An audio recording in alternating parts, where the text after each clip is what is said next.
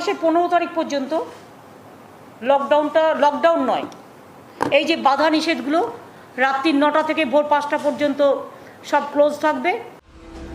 Corona মোকাবিলায় রাজ্যে কার্যত লকডাউনের মেয়াদ বাড়ল। প্রথম দফায় 16 মে থেকে 30 মে পর্যন্ত কার্যত লকডাউন ঘোষণা করেছিল নবান্ন। এবার তা বাড়িয়ে 15 জুন পর্যন্ত করা হলো। তবে মুখ্যমন্ত্রীর বক্তব্য, এটাকে লকডাউন বলা উচিত নয়, এগুলো বাধা নিষেধ। জুন মাসের 15 তারিখ পর্যন্ত লকডাউন নয়, এই যে বাধা নিষেধগুলো রাত্রি 9টা থেকে ভোর 5টা পর্যন্ত সব ক্লোজ থাকবে। বাদবাকি আমরা টাইমিং বলে দিয়েছি। 10টা থেকে সকালবেলায় যেমন 7টা থেকে 10টা বাজার খোলা থাকবে, যেমন মিষ্টির দোকান 10টা থেকে 5টা খোলা থাকবে, আমাদের সোনা বা শাড়ির দোকান যেমন 12টা থেকে 3টে খোলা থাকবে। যে নিয়মগুলো ছিল যা সেগুলোকে মেনটেন করেই। কায়দা করে ভাষা পাল্টালে তো পরিস্থিতি পাল্টাবে না। হয়তো এই একটা পর্যালোচনা করা উচিত, গত 15 দিন লকডাউনেতে কি লাভ হয়েছে আমাদের, আমরা কি করোনা থেকে মুক্তি পেয়েছি বা সংক্রমণ রেট কমেছে? হয়তো কমেছে খানিকটা, 20,000-এর উপরে ছিল সেটা 18,000-এর নিচে নেমেছে, এটাও হতে পারে। যদি লাভ হয়ে থাকে অবশ্যই করা উচিত, কারণ দ্বিতীয় কোনো রাস্তা নেই। কিন্তু একবার পর্যালোচনা করে তারপরে স্টেপ নেওয়া উচিত, যাতে এই বিষম পরিস্থিতিতে মানুষ ক্ষতিগ্রস্ত না হন, পীড়িত না হন। এই যে আমরা বাধা নিষেধগুলো জারি করেছি, মানুষের তো সহযোগিতা করছেন এবং মানুষ নিজেও নিজেকে রক্ষা করছেন, ফলে কিন্তু কিছুটা হলেও কমেছে, এটা একটা স্বস্তি। এবং যেহেতু কিছুটা হলেও কমেছে, তাই আমরা আরেকটু টাইম নিচ্ছি। গোটা ভারতবর্ষ জুড়েই কিন্তু কোভিডের পিকটা, যে গ্রাফটা, সেটা কিন্তু হুড় করে নামছে। এবার এটা তর্ক সাপেক্ষ, এই যে কোভিডের পার ডে কেস 20,000 থেকে 17,000-এ নেমে এসছে, সেটা লকডাউন বা রেস্ট্রিকশন না থাকলে সেটা নামতো কি নামতো না, সেটা তর্ক সাপেক্ষ। তবে যেহেতু পুরো ভারতবর্ষ জুড়েই কোভিডের গ্রাফটা নিম্নমুখী, তো সেক্ষেত্রে ভাবা যেতে পারে এই গ্রাফ আরও নিম্নমুখী হয়ে একটা সময় আরও স্থিতাবস্থাতে আসবে। তাই সেক্ষেত্রে এই রেস্ট্রিকশনটা আর কতটা এফেক্টিভ হবে, আরও 15 দিন কতটা এফেক্টিভ হবে, সেক্ষেত্রে কিন্তু একটু সন্দেহের অবকাশ থেকেই যায়। এবং যে ক্ষেত্রে রেস্ট্রিকশন ঘোষণা করা হয়েছে, সেক্ষেত্রে মাথায় রাখতে হবে যে এই রেস্ট্রিকশনেরও কিন্তু কিছু সাইড এফেক্টস রয়েছে, অনেক ক্ষেত্রে ইকোনমিক্যালি সাইড এফেক্টস রয়েছে। রাজ্যে করোনা সংক্রমণের গতি কিছুটা কমলেও প্রাণহানি ঘটেই চলেছে। বাংলায় প্রতিদিন প্রায় 150 জনের মৃত্যু হচ্ছে। এই পরিস্থিতিতে কার্যত লকডাউনের মেয়াদ বৃদ্ধিকে সমর্থন করছেন চিকিৎসকরা।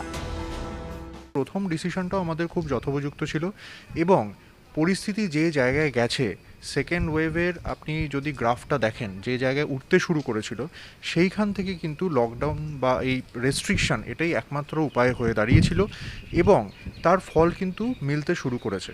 অল্প কিছুটা হলেও তার ফল আমরা পাচ্ছি। আমরা দেখছি যে কার্ভের গতিমুখ নিচের দিকে, এবং এটাকে সাস্টেন করে রাখার জন্য কিন্তু আমাদের রেস্ট্রিকশনও কন্টিনিউ করতে হবে। এবং এই যে রেস্ট্রিকশন কন্টিনিউ করা, সেটার অনেকগুলো আউটকাম আছে, অনেক রকম ইমপ্লিকেশনস আছে। খানিকটা মানুষের মানসিক দিক থেকেও হয়তো মানুষের অ্যালার্টনেস বাড়বে এবং ওভারঅল সব দিক থেকে কিন্তু কেস কমবেই। কেসের নাম্বার যেটা হঠাৎ করে হেলথ সিস্টেমের উপর পড়লে হেলথ সিস্টেম প্যারালাইজ হওয়ার সম্ভাবনা থাকে, যেটা আমরা এক্সপিরিয়েন্স করেছি এবার। সেই নাম্বার কমিয়ে হেলথ সিস্টেমের উপর থেকে বার্ডেন কমানো, যাতে মোর এফেক্টিভলি কাজ করতে পারে এবং পেশেন্টের যাতে আউটকাম অনেক ভালো হয়, তার জন্য অবশ্যই এই রেস্ট্রিকশন দরকার।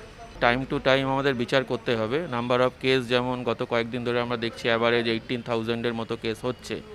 আগে যেমন পার ডে হাজার হাজার করে বাড়ছিল। এই কেসের দিকে আমাদের নজর রাখতে হবে, এটা প্লেটু হচ্ছে না, এটা ডাউনওয়ার্ড ট্রেন্ড যাচ্ছে, তার উপর দেখে দেখে আমাদের লকডাউনের এই জিনিসটাকে এক্সটেন্ড করতে হবে।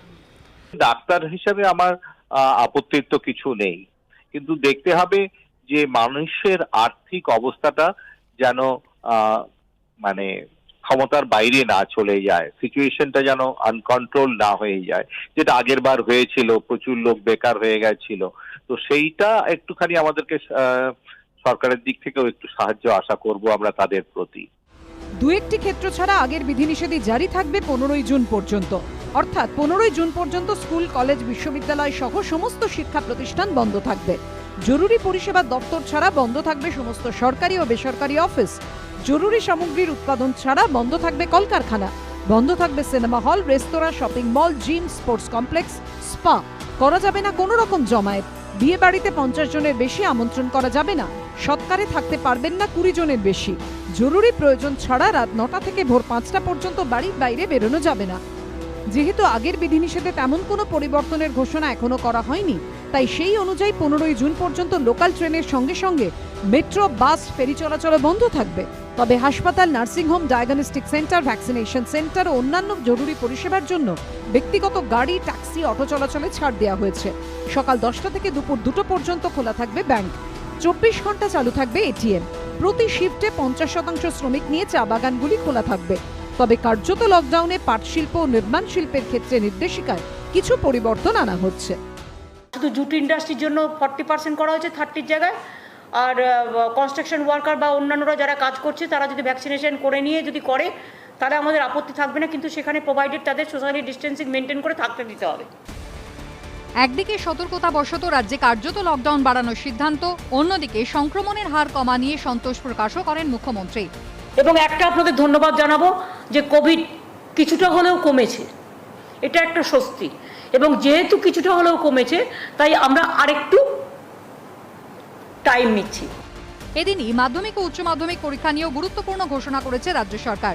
এবার মাধ্যমিকের আগে হবে উচ্চ মাধ্যমিক, জুলাইয়ের শেষে হবে উচ্চ মাধ্যমিক পরীক্ষা, তারপর অগস্টের দ্বিতীয় সপ্তাহে হবে মাধ্যমিক পরীক্ষা। মাধ্যমিক পরীক্ষাটা আমরা পরে নেব second week of August. Date বাদ বাকিগুলো কবে কি পরীক্ষা হবে সেগুলো বলে দেবে উচ্চশিক্ষা পর্ষদ এবং মধ্যশিক্ষা পর্ষদ। আর জুলাইয়ের লাস্ট উইকে হায়ার সেকেন্ডারি পরীক্ষাটা আমরা করব। কিন্তু কোভিডের দূরত্ব বিধি মেনে যার যার নিজের পাড়ার স্কুলে হোম সিট পড়বে। উচ্চ মাধ্যমিকে আগে দিয়েছি আমরা এই কারণে তারা যাতে সর্বভারতীয় এবং ইন্টারন্যাশনাল, ন্যাশনাল কম্পিটিশন, স্টেট কম্পিটিশনে অংশগ্রহণ করতে পারে। সবার সঙ্গে কথা বলে রাজ্য সরকারের এটা নির্ণয় নেওয়া উচিত।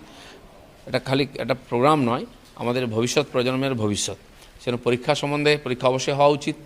ছেলেমেয়েরা 1 বছরের বেশি স্কুল যেতে পারে না, তো সেই জন্য একটা তো মিনিমাম পরীক্ষা হওয়া উচিত যাতে তারা উত্তীর্ণ হন, পড়াশোনার মনটাও লাগে। আমার মনে হয় অভিভাবকরাও যাতে নিশ্চিন্ত হতে পারেন এবং ছাত্রছাত্রীরা নিশ্চিত পরীক্ষা দিতে পারে সেরকম ব্যবস্থা করা উচিত। সরকারি সূত্রে খবর, মধ্যশিক্ষা পর্ষদ এবং উচ্চ মাধ্যমিক শিক্ষা সংসদ পরীক্ষা কিভাবে নেওয়া যায় সে বিষয়ে একাধিক প্রস্তাব দিয়েছে সরকারের কাছে। সেই প্রস্তাব রিপোর্ট আকারে গেছে মুখ্যমন্ত্রীর কাছে। মুখ্যমন্ত্রী চূড়ান্ত সিদ্ধান্ত নিয়েছেন মাধ্যমিক উচ্চ মাধ্যমিকের বিষয়ে।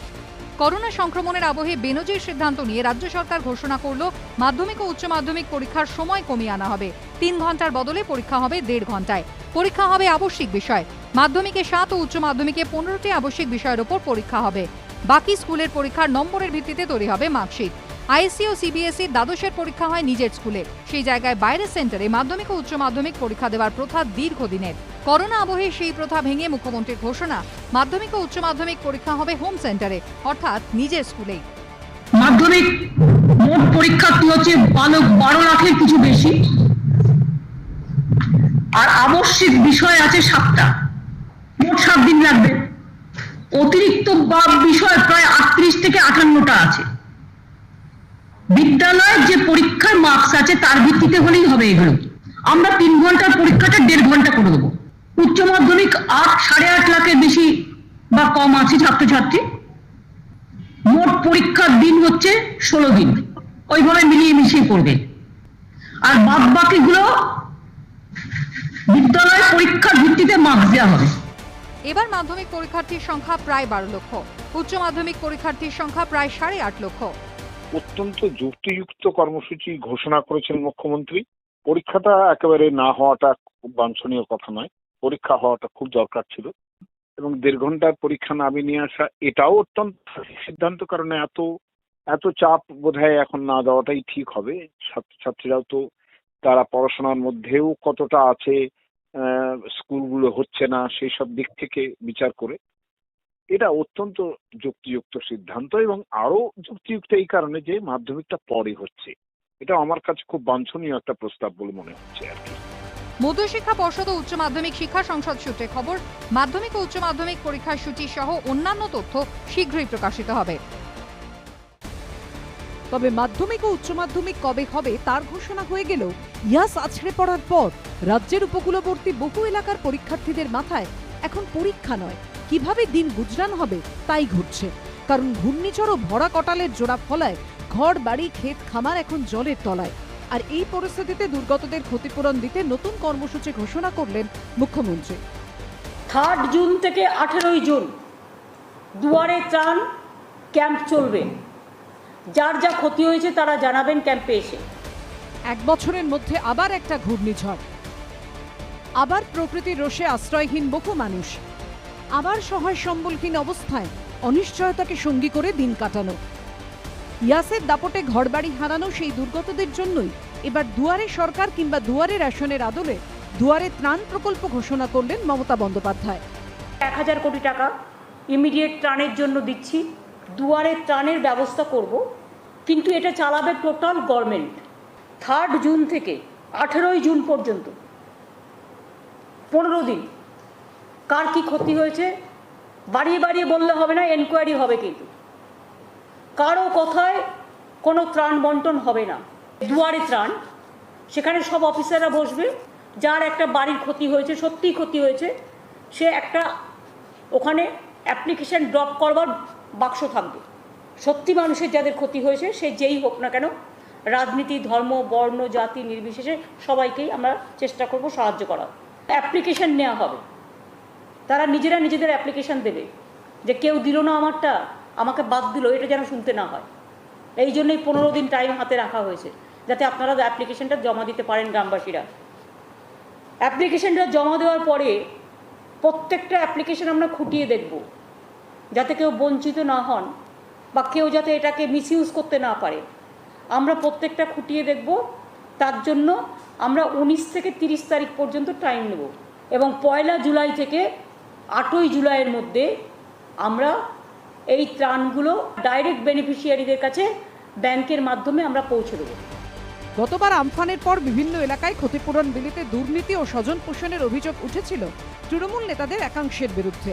ভোটের আগে এই বিষয়টিকে লাগাতার ইস্যু করে বিজেপি শিবির। এরপর ফের জয়ী হয়ে ক্ষমতায় এসেছেন মমতা বন্দ্যোপাধ্যায়, আর এবার দুর্গতদের ক্ষতিপূরণ দিতে সম্পূর্ণ অন্য পথে হাঁটলেন তিনি। বিজেপির অবশ্য দাবি, কারা ত্রাণ পেল সেই তালিকা প্রকাশ করতে হবে। যারা সরকারি সুবিধা পাবেন তাদের তালিকা যেন ব্লক অফিসে বা পঞ্চায়েত অফিসে ঝুলিয়ে দেওয়া হয়, যাতে সবাই জানতে পারে সত্যিকারের ক্ষতিগ্রস্তরা পেল কি, কে পেল, কারা কারা পেয়েছে। কারো যদি অভিযোগ থাকে বা কারো নাম যদি বাদ যায়, সে তার জন্য আবেদন করতে পারবে। সরকার এটা না করলে এর মধ্যে স্বচ্ছতা থাকবে না।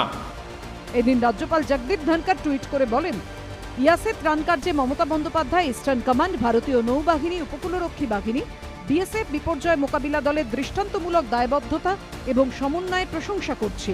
তবে এরপরে তিনি লেখেন, ত্রাণ বিলি এবং পুনর্বাসনের কাজ স্বচ্ছভাবে হওয়া উচিত, সরাসরি অ্যাকাউন্টে টাকা পাঠানো উচিত।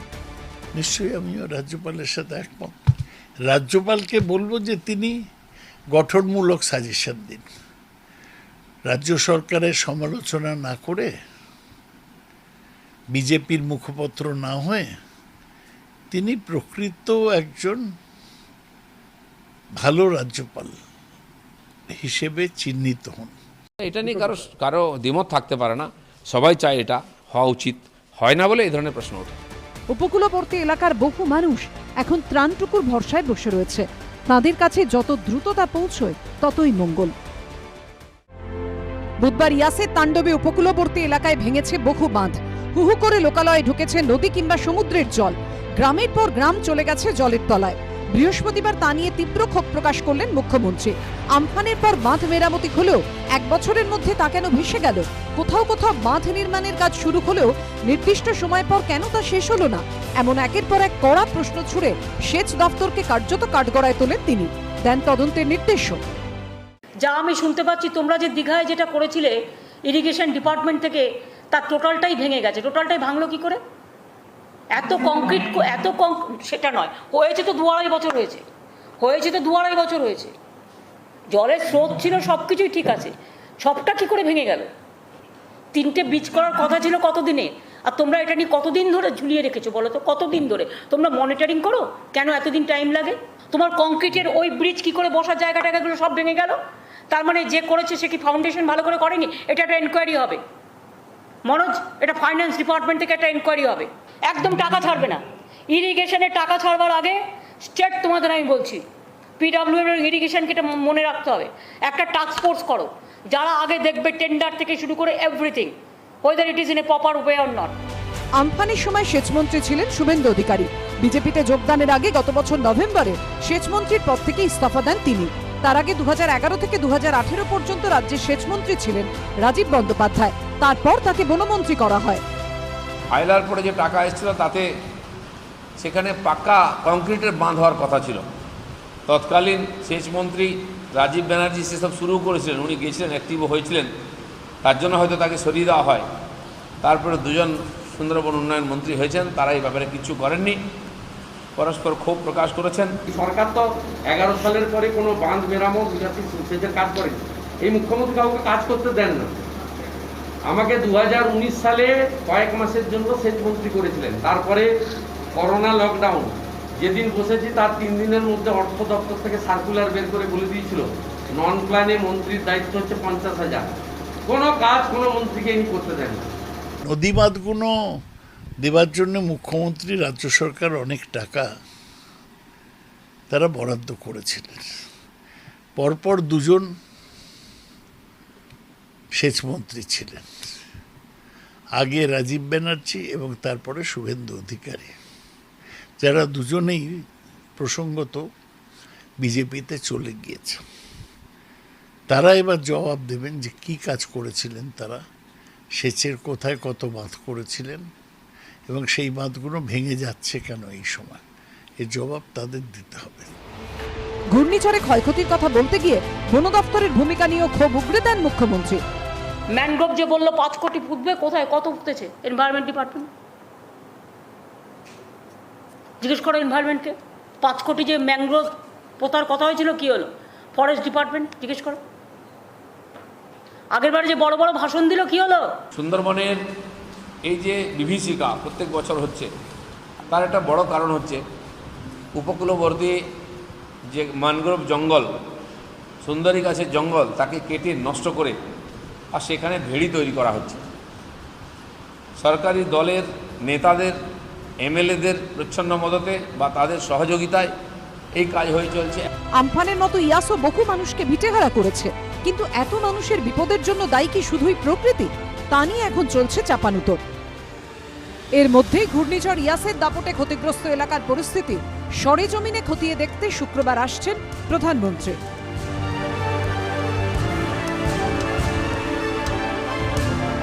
এই সফরে নরেন্দ্র মোদীর সঙ্গে বৈঠক হবে মমতা বন্দ্যোপাধ্যায়। পশ্চিম মেদিনীপুরের কলাইকুণ্ডায় হবে সাক্ষাৎ। গত বছর আমফান আছড়ে পড়ার পর একযোগে আকাশপথে পরিস্থিতি পরিদর্শন করেছিলেন প্রধানমন্ত্রী, মুখ্যমন্ত্রী। আমফানের বর্ষপূর্তিতে ফের একটা ঘূর্ণিঝড়, যার প্রেক্ষাপটে ফের মুখোমুখি হবেন প্রধানমন্ত্রী ও মুখ্যমন্ত্রী। উনি আর কোথাও যাচ্ছেন না, উনি শুধু কলাইকুণ্ডায় আমাকে মিট করছেন, কারণ উনি তো আসছেন উড়িষ্যা দিয়ে। উড়িষ্যা, বালেশ্বর, জলেশ্বর, যেই জায়গাগুলোতে হয়েছে সেই 3টে স্পট ঘুরে উনি দীঘার ওপর দিয়ে কলাইকুণ্ডায় এসে উপস্থিত হবেন। কারণ কলাইকুণ্ডা থেকে ওনাকে দিল্লি যেতে হবে, তো কলাইকুণ্ডায় উনি নামবেন। যখন নামবেন তখন উনি আমার সাথে বসে একটা রিভিউ করে দেবেন। ইয়াস বিধ্বস্ত বাংলার উপকূলবর্তী এলাকার জন্য কি স্পেশাল কোনো ত্রাণ প্যাকেজ ঘোষণা করবেন প্রধানমন্ত্রী? এই প্রশ্নের উত্তর এখনো না মিললেও আগাম বরাদ্দ নিয়ে বাকযুদ্ধ চলছে। আগেরবারও আমফানেও গভর্নমেন্টের প্রচুর টাকা খরচ হয়েছে। 37,000 কোটি টাকার মতো আমরা একটা প্যাকেজ সেন্ট্রালকে দিয়েছিলাম। এমনকি পরে যখন কিছুই দিতে চাইনি, তখনও ছোট্ট করে আমরা 7,000 কোটি টাকা লাস্টে বলেছিলাম, ঠিক আছে তাহলে 7,000 কোটি টাকাটা দাও, সেটাও দেয়নি। কাজেই যেটুকু আমরা পেয়েছিলাম সেটা মনে রাখবেন, সেটা আমাদের টাকা থেকে, মাছের তেলে মাছ ভাজা। ওটা হচ্ছে আমাদের SDRF-এর ডিজাস্টারের টাকাটা। আগে নিয়ম ছিল গভর্নমেন্ট অফ ইন্ডিয়া ওটা পরে দিত ঘটে যাওয়ার পর, কিন্তু এখন অনেক দিন থেকে নিয়ম হয়েছে এটা অ্যাডভান্স রাজ্য পেয়ে যায়, এটা রাজ্যের টাকা।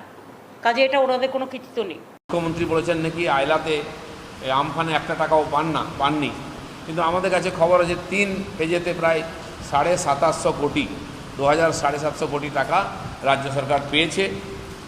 আর সে টাকার কিভাবে ব্যবহার হলো আমরা জানি না। 1,000 কোটি টাকা ইমিডিয়েট ত্রাণের জন্য দিচ্ছি। সবগুলো নিয়ে আমরা 15,000 কোটি টাকার মতো ড্যামেজ এখনো পর্যন্ত আমরা পেয়েছি, কিন্তু আমাদের আরও ফিল্ডে গিয়ে দেখতে হবে। মুখ্যমন্ত্রী শুক্রবার ক্ষতিগ্রস্ত এলাকাগুলি পরিদর্শনে যাবেন।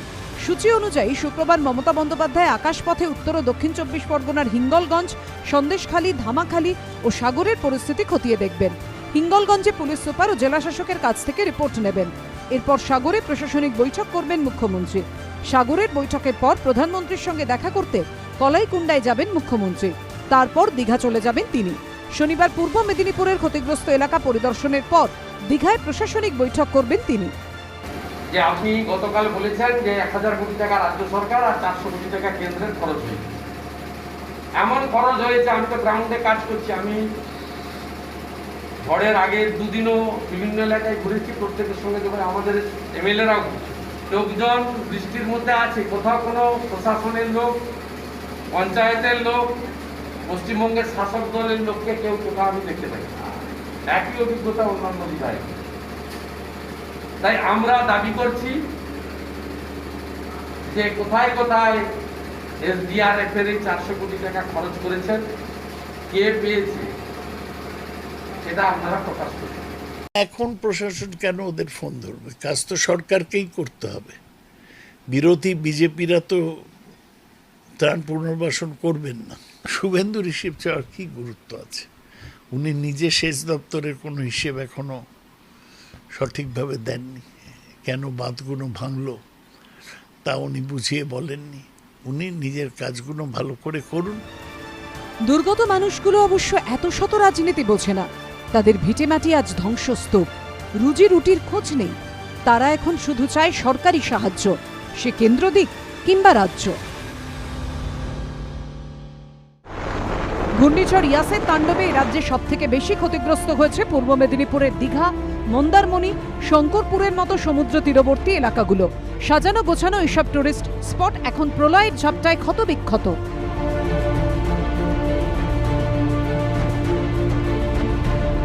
ঘূর্ণিঝড়ে ছারখার হয়ে গিয়েছে ওল্ড দীঘা।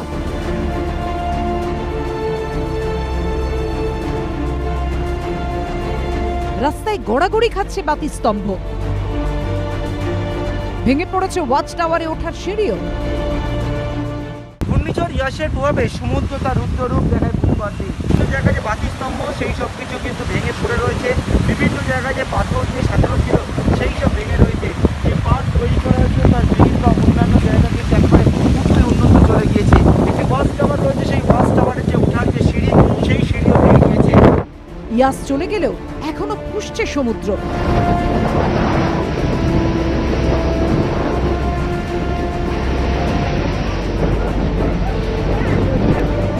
গার্ডওয়াল টপকে ঢুকে পড়েছে সমুদ্রের জল। পার্ক যেন খরস্রোতা নদী।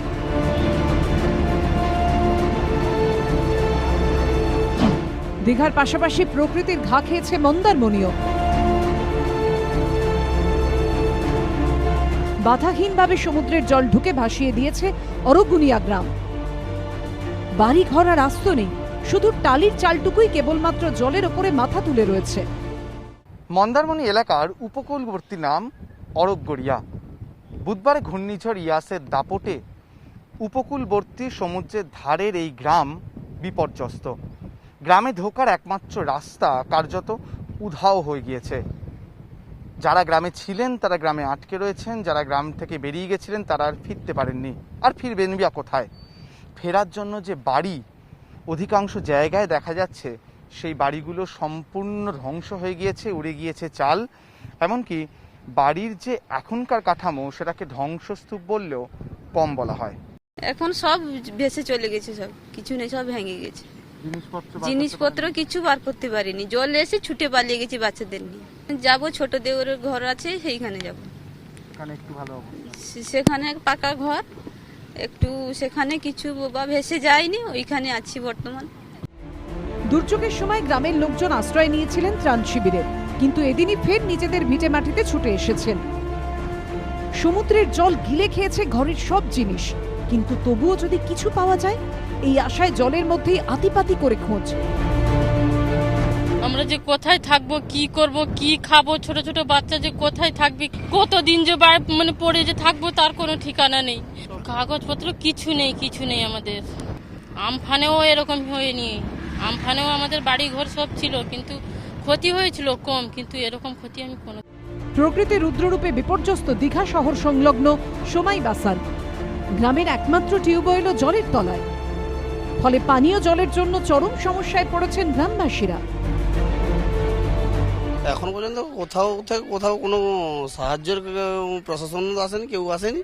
মোটামুটি যেইটুকু বেঁচে আছে ওইটুকু দিয়ে একটু ইয়ে করার জন্য, চাল টাল কিছুই নেই ঘরে আর কি, সব ভাসিয়ে নিয়ে গেছে সব। খাবার জলটুকুও নেই আর কি, জল টল যা হোক একটু কিনে রেখেছিলাম ওইগুলোকে খাচ্ছি।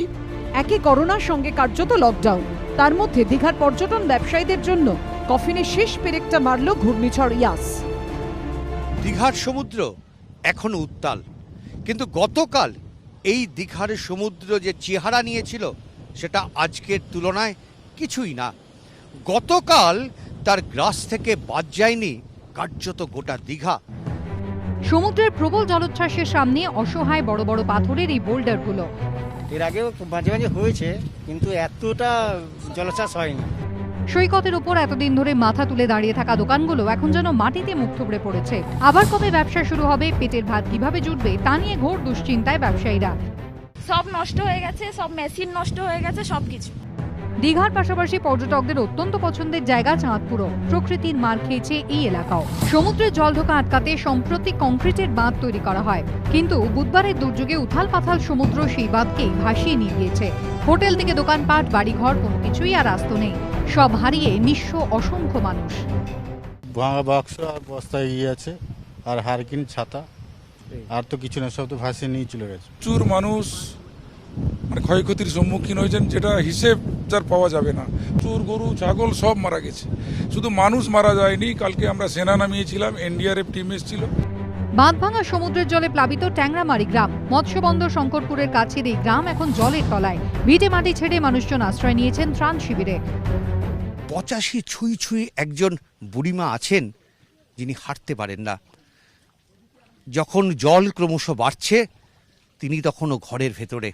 তারপর এই পাড়ার ছেলেরাই তাকে কাঁধে করে নিয়ে পাশের একটা বাড়িতে যায়। মাথা গোঁজার ঠাঁইটাই আজ বসবাসের অযোগ্য, তবুও বাড়ি ছাড়তে মন মানে না। বাড়ি ছেড়ে থাকতে ইচ্ছা করে না? না। হ্যাঁ, না। কালকে কোথায় নিয়ে গেছিল? ওইদিকে। কিভাবে নিয়ে গেল? কাঁধে করে। প্রকৃতির মারেই বিপর্যস্ত জীবন, আকুল পাথারে দুর্গতরা। বছরভর যেখানে মাছের ব্যবসা হয় সেখানেই এখন ভেসে বেড়াচ্ছে মরা মাছ। জলের তলায় বিঘার পর বিঘা চাষ জমি। এ যেন যুদ্ধ শেষ হওয়ার পরের ছবি। আক্ষরিক অর্থে যুদ্ধই বটে। ইয়াস তাণ্ডব চালিয়ে যাওয়ার পর এখন পূর্ব মেদিনীপুরের তাজপুর থেকে শঙ্করপুর শুধুই ধ্বংসাবশেষ। ঘূর্ণিঝড় ইয়াসের প্রভাবে লন্ডভন্ড তাজপুর, এবং তাজপুরে দেখতে পাচ্ছি একেবারে সমুদ্র সৈকতের পাশে যে একাধিক হোটেল ছিল, যে জায়গায় একাধিক বিচের ওপরে ছোট ছোট দোকান ছিল, সেই সব কিছু ভেঙে উড়ে গিয়েছে। দোকানের চালগুলো দেখা যাচ্ছে ভেঙে উড়ে অন্য জায়গায় চলে গিয়েছে। এখন তো আমাদের কিছুই নেই, সব ঘর বাড়ি সব কিছু ভেঙে গেছে, দোকানটুকু। একদিকে সমুদ্রের নোনা জলে ভেসে গেছে ঘরবাড়ি, অন্যদিকে ঝড়ে ভেঙে পড়েছে দোকান। তাজপুর বিচের অনেক ব্যবসায়ী তো এমন অবস্থা, রুজি রুটির উপায়, মাথার ওপর আশ্রয়, দুই হারিয়েছেন। বুধবার সমুদ্রের জলের স্রোতে ভেঙে গিয়েছে তাজপুরের এই রাস্তা। কার্যত বিচ্ছিন্ন হয়ে পড়েছে কয়েকটি গ্রাম। তাই বাধ্য হয়ে নিজেরাই অস্থায়ী সাঁকো তৈরির কাজে হাত লাগিয়েছেন গ্রামবাসীরা। আমাদের যাওয়া আসা রাস্তা এইটাই ছিল, এই সাইড দিয়ে। এবারে নদীর জল ঢুকে টোটালটাই ভেঙে যায়। এবারে আমরা এই রাস্তাটা নতুন করে মোটামুটি বাঁশ দিয়ে তৈরি করছি। মৎস্য বন্দর হিসেবেই পরিচিত পূর্ব মেদিনীপুরের শঙ্করপুর। সারা বছর এখান থেকেই মাছ যায় রাজ্যের বিভিন্ন প্রান্তে। বহু মানুষের রুজি রোজগার এই মৎস্য বন্দরের ওপরেই নির্ভরশীল। কিন্তু আজ সেই শঙ্করপুরে শুধু ভেসে বেড়াচ্ছে মরা মাছ। বুধবার তাণ্ডব চালিয়ে চলে গেছে ঘূর্ণিঝড়, কিন্তু এখনো সমুদ্রের নোনা জলে ডুবে আছে শঙ্করপুরের একাধিক গ্রাম। পূর্ব মেদিনীপুরের বিভিন্ন প্রান্ত জলমগ্ন পরিস্থিতি। শঙ্করপুর, তাজপুর সহ বিভিন্ন জায়গায় কিন্তু ব্যাপক ক্ষতি হয়েছে। বিভিন্ন গ্রামগুলিতে জল ঢুকে গিয়েছে। দেখা যাচ্ছে ঘরগুলি জলের তলায় চলে গিয়েছে, চাষের জমি, মাছ চাষের জমি, এমনকি যে খালগুলি রয়েছে সেই খালগুলি জলমগ্ন। এখানে সামনে তাজপুর, লছিমপুর, শঙ্করপুর, জলদা প্রত্যেক বছরে জল ঢুকতো। এটা ভাদ্র মাসে এই সময় জল ঢুকবে আমরা নিজেরা বুঝতে পারিনি। বাঁধ যে তৈরি হচ্ছে, যে বাঁধ এখনও সম্পূর্ণ তৈরি হয়নি, যার জন্য সে বাঁধটা কাটা আছে, জল এসে গেছে। পূর্ব মেদিনীপুরের জেলা প্রশাসনের তরফে জানানো হয়েছে, ঘূর্ণিঝড় ইয়াসের প্রভাবে গোটা জেলায় 800-র বেশি গ্রামে বন্যা পরিস্থিতি তৈরি হয়েছে। 9 লক্ষের বেশি মানুষ ক্ষতিগ্রস্ত, 4 লক্ষ মানুষকে উদ্ধার করা হয়েছে। ইয়াসের প্রভাবে ক্ষতিগ্রস্ত পূর্ব মেদিনীপুরের কাঁথির পেটুয়াঘাট মৎস্য বন্দর। ঘূর্ণিঝড় ইয়াসের তাণ্ডবে বিপর্যস্ত হয়ে পড়েছে রাজ্যের উপকূলবর্তী বিভিন্ন এলাকা। জলের তলায় জমি, বাড়ি, দোকান। ইয়াসের ব্যাপক প্রভাব পড়েছে এশিয়ার দ্বিতীয় বৃহত্তম মৎস্য বন্দর পূর্ব মেদিনীপুরের কাঁথির পেটুয়াঘাট মৎস্য বন্দরে। এটা যে আদতে স্থলভূমি এক লহমায় দেখলে তা মালুমই হবে না। প্রবল জলোচ্ছ্বাসে ডুবে গিয়েছে মাছ ধরার একটি ট্রলার। আরও বেশ কয়েকটি ঘূর্ণিঝড়ের ঝাপটায় ক্ষতিগ্রস্ত হয়েছে। এই বন্দর কার্যত একদিকে এই রসলপুর নদী, অপরদিকে বঙ্গোপসাগর, এই মোহনার মুখে অবস্থিত এই মৎস্য বন্দর। আর গতকাল কিন্তু ইয়াসের তাণ্ডব এখানেও আছড়ে পড়ে। তার কিন্তু যে ধ্বংসের চেহারা তা ছড়িয়ে ছিটিয়ে রয়েছে এই মৎস্য বন্দর জুড়ে। শুধু ইয়াস নয়, বিপদ বাড়িয়েছে বৃহস্পতিবার সকালের জোয়ারও। জলের তলায় চলে গিয়েছে শুটকি মাছ উৎপাদন কেন্দ্র। এই মৎস্য বন্দরেই রয়েছে মৎস্য দপ্তরের অফিস, জুনপুট কোস্টাল থানা। ভেতরের ছবিটা ভয়াবহ। সমুদ্রের জলের সঙ্গে আসা কাদা পলিতে বেহাল অবস্থা। এইভাবে পুরো বুক লেভেলে সিঙ্গাতে সব পুরো ডুবে গেছে, কিছু দেখা জল ছাড়া কিছু দেখা গেছে। ইয়াসের তাণ্ডবে ক্ষতিগ্রস্ত হয়েছে পেট্রোল পাম্প থেকে কোল্ড স্টোরেজ। বিকল হয়ে পড়েছে ট্রান্সফরমার, ফলে বিপর্যস্ত বিদ্যুৎ পরিষেবা। সব মিলিয়ে কয়েক কোটি টাকার ক্ষতির আশঙ্কা করছেন মৎস্য বন্দরের আধিকারিকরা। ক্ষয়ক্ষতির পরিমাণ ব্যাপক, সেটা আমরা আইডেন্টিফাই করার চেষ্টা করছি। মিনিমাম 15 থেকে 20 কোটির ক্ষয়ক্ষতি তো হয়েছে। বিভিন্ন বাউন্ডারি ওয়াল ভেঙে গেছে, তাতে বহু যারা জাল বোনে নেটমেন্ডার তাদের জাল হয়তো বেরিয়ে গিয়ে থাকতে পারে। বিভিন্ন জায়গার বিভিন্ন ব্লকের ইলেকট্রিক্যাল মেকানিক্যাল পার্টসের জল ঢুকে গেছে। এই মৎস্য বন্দরের উপর কয়েক হাজার মানুষের জীবিকা নির্ভর করে, কিন্তু প্রাকৃতিক দুর্যোগে সব লণ্ডভণ্ড। মরার উপর খাঁড়ার ঘায়ের মতো 15 দিন পরে অমাবস্যার কটাল চিন্তা আরও বাড়াচ্ছে। ইয়াসের ঝাপটায় পূর্ব মেদিনীপুরের মাছ চাষের ক্ষতি হয়েছে। ভেসে গেছে বিঘের পর বিঘে মাছের ভেড়ি। চিংড়ি ওঠার মুখে দুর্যোগের ধাক্কায় কার্যত পথে বসেছেন কয়েকশো ব্যবসায়ী। কি করবার মাথায় কিছু কাজ করে না, কি বলবো আর, মাথা আর নেই, সব শেষ। প্রলয়ের ধাক্কায় সব শেষ। চোখের সামনে এত বড় ক্ষতি। গলা ধরে আসছে পূর্ব মেদিনীপুরের মাছ চাষিদের। মাছ চাষ করেই ভাতের জোগাড় করেন হলদিয়া, নন্দীগ্রাম, কোলাঘাট, মহিষাদলের কয়েকশো মানুষ। ইয়াস আসার আগে ভেরির চারপাশ জাল দিয়ে ঘেরাও হয়েছিল, কিন্তু কটালের জল আর ঝড়ের ধাক্কায় সব লণ্ডভণ্ড হয়ে গিয়েছে। নদীর জল ভাসিয়ে দিয়েছে একের পর এক ফিশারি। আগে দেখেছি যে ঝড় হবে, কিন্তু এতটা এরকম হবে আমরা ভাবতেও পারি না। আমরা অনেক কষ্ট সৃষ্টি করে এদিক ওদিক ফেরাফেরি, এমনকি মানুষ ইন্টারেস্টের পুরে অনেক টাকা নিয়ে এই ব্যবসায় ইনভেস্ট করেছে। সমস্ত কিছু ডুবে শেষ হয়ে গেছে, এমনকি শেষ সময় একটা টাকাও পাবো কিনা সেও কোনো আশা নেই আমাদের কাছে। বেশ কয়েকজন ব্যবসায়ী মোটা টাকা ধার নিয়ে ভেরিতে চিংড়ি, কাতলা ছেড়েছিলেন। মাছ ওঠার মুখে প্রকৃতির তাণ্ডবে তাদের মাথায় যেন বাজ পড়েছে। প্রায় 2 কোটি টাকার মাছ ছিল, সবটাই ভেসে গেছে প্রবল জলোচ্ছ্বাসে। আমরা আশা করেছিলাম ঝড় ঝাপটা হবে বা কিছু চালি হয়তো ভেঙে যাবে, কিন্তু প্রবল জলোচ্ছ্বাস এমনভাবে হয়েছে আমরা সমস্ত প্রিপারেশন নিয়েও ছিলাম, কিন্তু তারপরেও পারিনি সামলাতে। চাপের মধ্যে পড়েছি, তো দেখা যাক যদি সরকারি সেভাবে কোনো কিছু আমরা পাই। আমফানের পর ইয়াসের ধাক্কা। সাহায্যের আশায় জেলার বিধায়ক তথা মৎস্যমন্ত্রী অখিলগিরির দ্বারস্থ হয়েছেন ক্ষতিগ্রস্তরা। মৎস্যমন্ত্রী জানিয়েছেন ক্ষতিগ্রস্ত মৎস্যজীবীদের তালিকা তৈরি করতে বলা হয়েছে। দফতরে তা জমা পড়লে বিবেচনা করে ক্ষতিপূরণের ব্যবস্থা হবে। মুখ্যমন্ত্রীর কাছে এ বিষয়ে আবেদন জানানো হবে। Damage in agree allied sector, যেমন ফিশারিজ, হর্টিকালচার, অ্যানিম্যাল হাজবেন্ডারি, এগুলো রিপোর্ট পাওয়া গেছে। অ্যাকচুয়াল ড্যামেজ যেটা, সেটা আমরা after enquiry, after field survey বলতে পারবো। ইয়াসের তাণ্ডবে কার্যত ধূলিসাৎ দীঘা শঙ্করপুরের উপকূল ভাগ। হলদি নদীর জলে ভেসেছে হলদিয়া। বিপর্যয়ের পর এবার ধীরে ধীরে উঠে দাঁড়াবার চেষ্টা। সেই ধ্বংসস্তূপের মধ্যে থেকে অন্তত কিছু জিনিস বাঁচানোর চেষ্টা। কাঁথি 2 নম্বর ব্লকের সমুদ্র তীরবর্তী এলাকায় গোপালপুর থেকে জুনপুট পর্যন্ত 4 কিলোমিটার সমুদ্র বাঁধের অবস্থা অত্যন্ত সংকটজনক। নতুন করে জল ঢুকছে। সকাল থেকেই শুরু হয়েছে বাঁধ মেরামতির কাজ। ফেলা হচ্ছে বালির বস্তা। হাত লাগিয়েছেন স্থানীয়রাও। রাস্তার উপরে এই পলি জমে রয়েছে, তাকে সরানো এবং সেই সঙ্গে সঙ্গে পাশে থাকা এই সমুদ্র বাঁধ মেরামতের উপর তারা জোর দিচ্ছেন, কারণ সামনেই রয়েছে অমাবস্যা কোটাল। সেক্ষেত্রে আবার জলোচ্ছ্বাসের সম্ভাবনা রয়েছে। বস্তার বালি মাটি ফিলিং করে ওই যে বাঁধটা পুরো ধুয়ে চলে এসছে, সেগুলোকে স্টেপ করে বস্তা লোড করা হচ্ছে। গালুয়া টপকে জল পুরো করে রাস্তার উপরে 1 হাঁটু বালি এসে দাঁড়িয়ে গেছে।